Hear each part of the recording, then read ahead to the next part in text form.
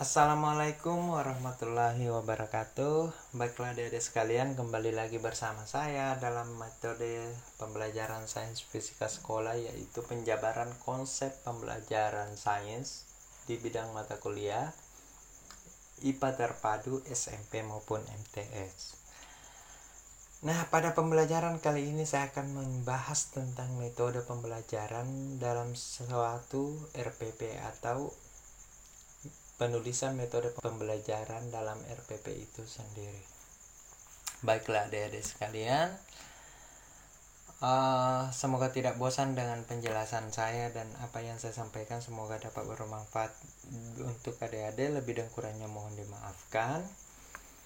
Untuk pertemuan kali ini saya akan membahas tentang metode pembelajaran IPA pada SMP yang telah dijabarkan dalam suatu silabus maupun RPP.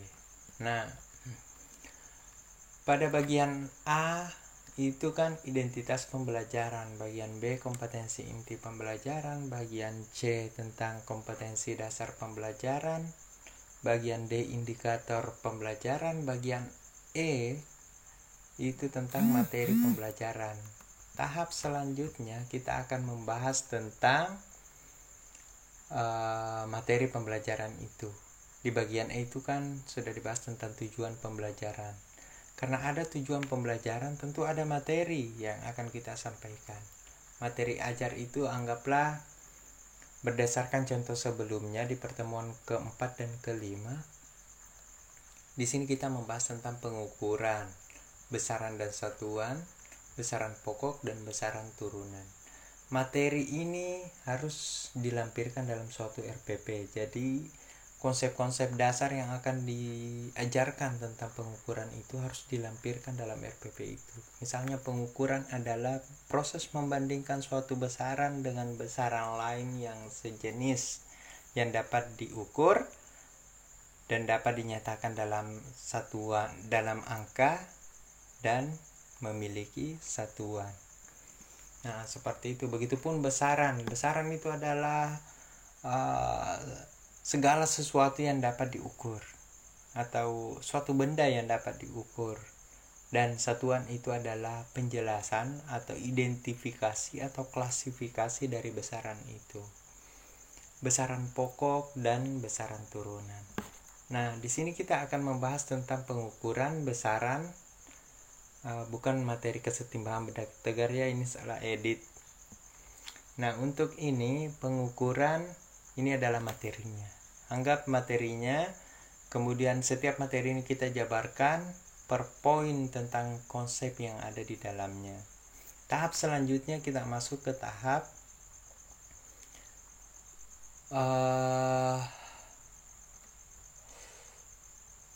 metode pembelajaran. Nah, bagian G itu tentang model ataupun metode pembelajaran. Metode pembelajaran ini bukan model pembelajaran ya, bukan model, bukan metode yang sesungguhnya semacam metode kognitif, metode kooperatif atau model pembelajaran quantum learning. Nah, di sini metode ini atau kata model ini menjabarkan topik judul dari RPP. Namun isinya membahas tentang model pembelajaran yang diterapkan saat pelaksanaan pembelajaran. Di bagian G ini kita harus memahami dulu apa itu model pembelajaran. Seorang tenaga pendidik dapat menggunakan suatu model pembelajaran.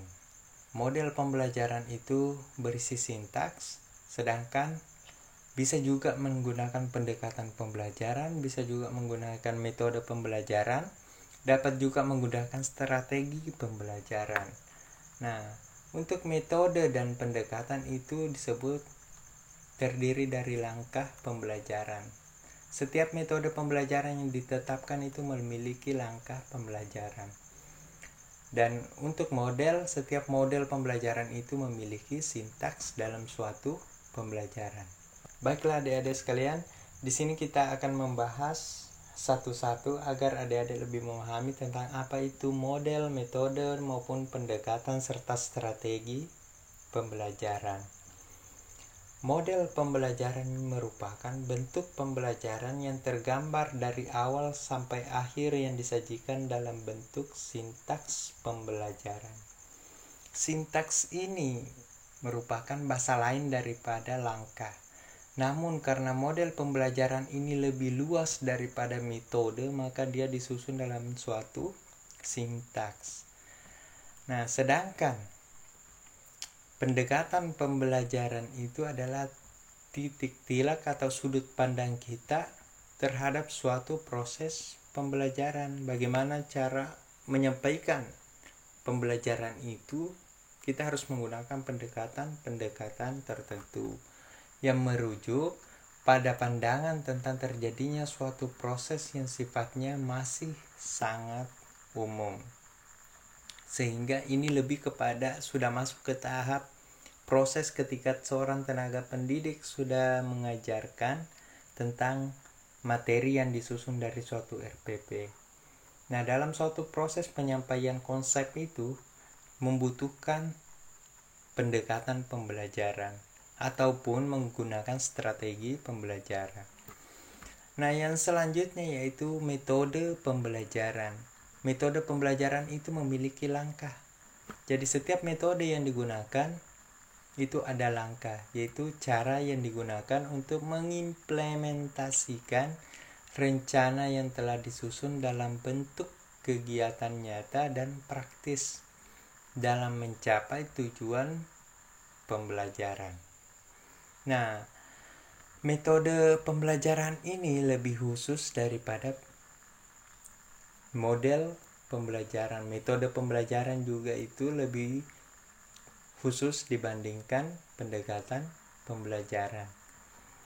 Nah, pendefinisian selanjutnya yaitu terkadang kita harus mengkaji tentang model maupun pendekatan maupun metode maupun strategi dalam suatu pembelajaran. Strategi pembelajaran itu sendiri adalah taktik, langkah-langkahnya juga ada, atau strategi adalah teknik dalam suatu pembelajaran agar informasi dari tenaga pendidik itu dapat tersalurkan kepada pendidik dengan jelas dan dapat dipahami oleh peserta didik. Karena tujuan daripada pembelajaran atau suksesnya seorang tenaga pendidik dalam suatu pembelajaran adalah ketika peserta didik memahami konsep itu. Tenaga pendidik itu sukses dalam mengajar ketika peserta didik itu dapat memahami apa yang disampaikan oleh guru-guru tersebut. Baik adik-adik sekalian, untuk metode pembelajaran maupun pendekatan dan model pembelajaran ini ditetapkan dalam suatu penelitian. Nah, ini berbasis karya ilmiah berdasarkan hasil penelitian dan dianggap suatu model maupun pendekatan itu layak untuk digunakan dalam pendidikan atau tepat digunakan dalam suatu pendidikan dengan keadaan-keadaan tertentu, maka tenaga pendidik dapat menggunakan berbagai metode apapun itu, pendekatan apapun maupun model apapun itu. Untuk lebih memperjelas tentang apa itu model, apa itu pendekatan, dan apa itu metode pembelajaran maupun strategi pembelajaran, maka saya menggambarkan seperti ini. Dari umum ke khusus. Nah, kan tadi muncul pertanyaan, kenapa model itu punya sintaks, Pak? Padahal sintaks itu adalah langkah. Model itu kan lebih luas daripada pendekatan. Pendekatan itu lebih luas daripada metode. Metode itu lebih luas daripada strategi. Namun metode itu lebih kecil dari suatu model. Artinya apa? Anggaplah model itu contohnya negara Indonesia ya.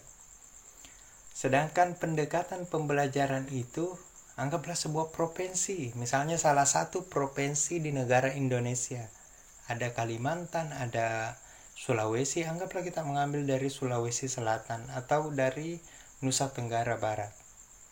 Nah, Untuk metode pembelajaran itu anggaplah salah satu kabupaten di dalam provinsi itu. Dan sedangkan strategi pembelajaran itu anggaplah salah satu kecamatan di dalam satu kabupaten. Jadi lebih umum ke khusus. Jadi model itu terdiri dari beberapa pendekatan atau bisa juga keseluruhan. Model itu terdiri dari pendekatan pembelajaran, di dalamnya ada metode pembelajaran, dan di dalamnya pula ada strategi pembelajaran. Sehingga penjabaran langkah-langkah kegiatannya itu disebut sintaks pembelajaran. Oke? Baiklah adik-adik sekalian, saya pikir paham tentang model pembelajaran ini. Model pembelajaran inilah yang kedepannya akan dijabarkan dalam suatu langkah pembelajaran yang dibahas pada bagian I nantinya. Namun di sini saya akan menjelaskan pada bagian H tentang media pembelajaran. Media pembelajaran itu kan ada konsep nih. Ada konsep fisik atau anggaplah ada konsep IPA yang akan kita transfer kepada peserta didik. Maka dalam proses penyampaian materi itu, seorang tenaga pendidik harus menggunakan media-media atau berbagai media. Misalnya menulis di papan tulis itu menggunakan media spidol, papan tulis, ada yang menggunakan slide PowerPoint seperti yang saya terapkan hari ini, pembelajaran via online itu kan media. Jadi materi yang kita ajarkan itu ditransfer melalui sebuah peralatan yang disebut media pembelajaran, di mana media pembelajaran itu dapat berupa LCD, spidol, papan tulis, laptop, internet, dan lain sebagainya. Nah, harapan media ini berdasarkan kurikulum 2013 adalah agar tercapainya salah satu poin dari kurikulum 2013 yaitu perkembangan iptek dan teknologi, sehingga media yang digunakan diharapkan pemahaman penguasaan tentang iptek dan teknologi seorang tenaga pendidik maupun peserta didik itu dapat tercapai. Oke, baiklah adik-adik sekalian, untuk pertemuan kali ini cukup sekian. Lebih dan kurangnya mohon dimaafkan. Jangan lupa like dan subscribe. Semoga apa yang saya sampaikan dapat bermanfaat. Wassalamualaikum warahmatullahi wabarakatuh.